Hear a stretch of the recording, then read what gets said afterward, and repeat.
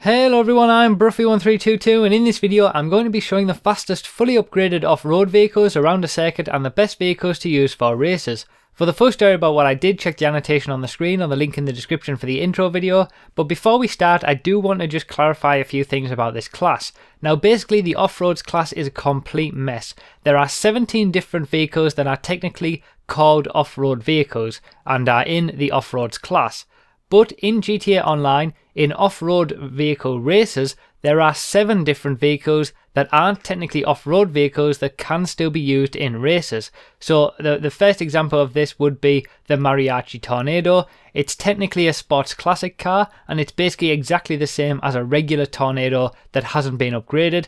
But because you can select it in the lobby screen, you can use it in off-road races. Now I'm going to include all 24 vehicles in this video that can be used in off-road races, despite them not necessarily being in the off-roads class, but there will be a little annotation in the top left hand corner of the screen that explains where they are in their own particular class, and so you can distinguish those that are maybe a van or an SUV from actual off-road vehicles. So all you need to know is it's just a complete mess, this class, and I'm going to go through every single car that can be used in off-road races, even though it might not technically be an off-road type vehicle. So in last place for this class, we do actually have a proper off-road vehicle, and that is the Blazer Lifeguard. You can find this online, you can store it in your garage, but you can't upgrade it officially. So a 1 minute 34.0, not very quick for the Blazer Lifeguard, and just ahead of it is the Mariachi Tornado.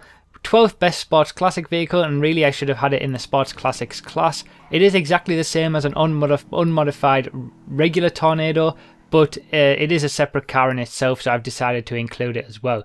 Now in 22nd place is the Dune Loader.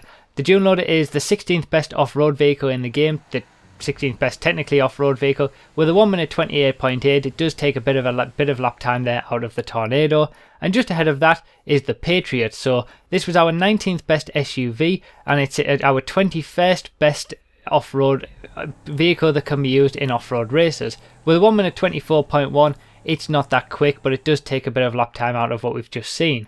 So just ahead of it in 20th place is the Paradise. This turned out to be our 3rd best van, but as I said, this can be used in off-road races. With a 1 minute 23.6, in 20th place, it's not going to do that great in off-road races anyway. So ahead of that in 19th is the Rancher XL, which is our 15th best off-road vehicle. We're back to a proper off-road vehicle this time. And with a 1 minute 22.9, obviously just a little bit ahead of what we've seen from the Paradise there. Not that great around the corners, pretty slow, but at least it's a proper off-roader. Now the Mesa, a fully upgraded Mesa, can't actually be used in an off-road race. A stock version can. Now I assume that that's just a bug because all of the other vehicles that have stock versions in the lobby screen can be used fully upgraded, so I've decided to include it for completeness. Now just ahead of that is another SUV with the Baller. Now this is the old style Baller with a 1 minute 20.9. 15th best SUV and 17th best in the off-roads class in terms of those that you can race, and that's the last time that we're going to be seeing a non-off-road vehicle for quite a while. So back to the proper off-roads. In 16th place overall, 14th best off-road vehicle is the Sand King XL with a 1 minute 20.1. Obviously not that quick, but it does have its advantages over rough terrain. Just ahead of that is the Kalahari, which isn't too bad in terms of acceleration. It's got quite good acceleration compared to other vehicles around it in its area, but it does lack in terms of top speed. Not too bad around the corners though. 13th best off-road vehicle. Now the Marshall is just ahead of that, the 12th best off-roader, 14th overall, and the Marshall, like the Liberator that we will see, both of the monster trucks have amazing acceleration, and that's where they get their speed from. Obviously they're big and clunky around the corners, but they have great acceleration. Now just ahead of that is the Rebel in 13th place overall, at our 11th best off-road vehicle, and that gets a 1 minute 19.1, so not that far ahead of what we've just seen from the Marshall. Not too bad. Both of the Rebels that you can get are exactly the same as well. Now the Liberator, as we've just seen from the Marshall, they share very similar statistics, but the Liberator is slightly quicker with a 1 minute 18.6. Again, it gets all of its lap time from its acceleration, our 10th best proper off-road vehicle. Ahead of that is the Sand King, the short wheelbase version, the 9th best off-road vehicle in the game, the 11th best in this video, and with a 1 minute 18.3, it is significantly quicker than the Sand King XL, and that's just because it handles better around the corners. Now, the Mesa features again, but this is the Merryweather Mesa, and if you do get this from the Merryweather guys, you fully upgrade it, you can use it in off-road races. With a 1:17.6, it's not too far off, you know, it's not too bad. It is, you know, it is a big chunk off the top guys, but considering what we have seen in this class, it's reasonably decent, and it is much quicker than the regular Mesa as well. So that's our 10th best vehicle in this video, and our 8th best off-road vehicle overall. Now we have the Dubster. So the Dubster turned out to be our 5th best SUV from the SUVs video, and it's our 9th best vehicle in this class in terms of what you can race for the off-road vehicles. Obviously a 1:17.5, it's not too bad around the corners, decent speed overall in general, taking into account what we've just seen, but obviously again it's not a proper off-road vehicle. It is an SUV, so keep that in mind, but you can use a fully upgraded Dubster in off-road races. So just ahead of it is the Dubster 6x6. So yes, the Dubster 6x6 is slightly quicker than the regular Dubster. With a 1:16.9, the Dubster 6x6 is technically an off-road vehicle as well, and we only have one more vehicle left to go that isn't a proper off-road vehicle left. So 7th best off-road vehicle, 8th best overall for off-road races. Again, it's not too bad over rough terrain and things like that. It's not too bad in terms of the speed that it gets to as well, but obviously it's not challenging the top spots.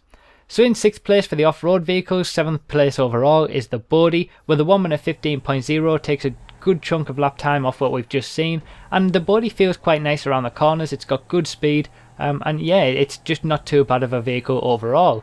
So I just want to explain quickly a little bit why I decided to continue testing on here rather than on an off-road track. Well, that's basically because just like the class itself, the track selection could be a complete mess as well. Obviously we've got the injection there, which is our 5th best off-roader, 6th best overall, takes a big chunk out of what we've just seen from the Bodhi. But the off-road races can be completely different. You can have some that suit the Sand King, for example, and any other vehicle won't actually be able to make it around the track.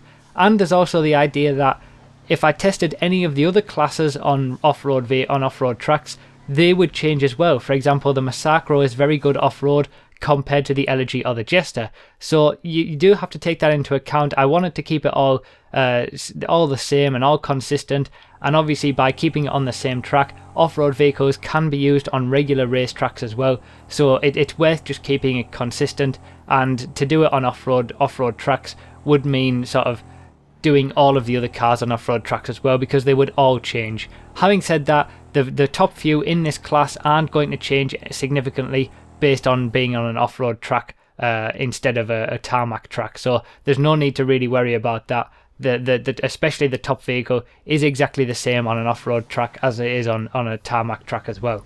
So as we saw, in 5th place overall was the Hot Rod Blazer, and now just ahead of it is the Dune Buggy. So the Dune Buggy feels quite good around the corners. It doesn't really have the acceleration power as the top cars, but the lap times that we're seeing now with a 1:10.8, that's very quick for the off-road class. Now just ahead of the Dune Buggy is the regular Blazer. The regular Blazer is slightly quicker than the Hot Rod Blazer. It's our 2nd best off-road vehicle technically, and our 3rd best in this video. With a 1:09.7, it is very quick because it can just fly around those corners. Now on an off-road race, the Blazer does lose a bit of time, so the Blazer really is the only one that has any kind of change when you transfer these results to a proper off-road race. On tarmac though, it can fly around those corners, and if you do decide to use it and get the most out of it around those corners, it is very good. So obviously, you know, it is quite small as well, it might get pushed around a little bit, but overall it does have very, very good traction, and it's very, very light. So technically our best off-road vehicle is the Bifter. Now this is our 2nd best vehicle overall in this class, but the Bifter is hands down our best proper off-road vehicle. With a 1:09.4, it wins in the off-roads class by a little bit over what we've just seen from the Blazer. The Bifter does tend to suffer from a little bit of oversteer from time to time, and that can be very detrimental when it comes to off-road races, when you actually are off-road as well, because bumps will affect it a lot more. But on a normal racetrack, the Bifter is the one to choose when you are only considering proper off-road vehicles. Having said that, the top vehicle in this class is by far and away quicker than anything else by a huge margin. In 1st place is the Sanchez. Now the Sanchez is only our 11th best motorbike in the game, but it still absolutely dominates the off-road class. With a 1 minute 6.6, it's 3 seconds per lap quicker than the Bifta, and you do have to wheelie with it. So just like all of the motorbikes, they get their speed when you actually get that front wheel up and wheelie with them. Having said that, when you do that, it will absolutely demolish everything. It doesn't matter whether you're off-road or on-road, how many bumps you've got or anything like that. As long as you can get that front wheel up, you will leave everybody for dust as long as you don't fall off. So the Sanchez is hands down the best vehicle to use for off-road races. Even though it's technically not an off-road vehicle, it can be used in off-road races, as we've seen with some of the other vehicles in the class, and it's hands down the quickest one to use. It's a kind of a shame really, because the vehicles that we've just seen in sort of first, second, third and fourth for the off-road class are pretty close together. It is a shame that we have to have the Sanchez there. That kind of ruins it a little bit, but you also have to be aware that there will be some off-road tracks that the Sanchez can't actually get over. So it all depends on track design, but overall, in terms of what you can use in off-road races, the Sanchez is the king. So yeah, wow, that's completely worn me out doing that commentary. I apologise if any of that was confusing for you or I went too fast, but I did have to explain it all as much as possible. The off-roads class is basically a complete mess, and if you do want to get anything meaningful out of it, design tracks that are specific to the Sand King or the Rebel or something like that. Or just have a group of people that are only going to use specific vehicles, because it's ridiculous the amount of different vehicles that you can use in the off-road class, even though they aren't technically off-road cars. So let me know down below what you thought about this. Obviously it's one of the worst classes in the game in terms of trying to explain it, but let me know what you think about the inclusion of the Sanchez, or the inclusion of any vehicle really that isn't an off-road vehicle. Let me know down in the description, in the comments down below, sorry. Thanks a lot for watching everyone, I really do appreciate your support. This series will be continuing with various different aspects, but that will all be to come. I really do appreciate it. Leave a like if you enjoyed, and I'll see you next time.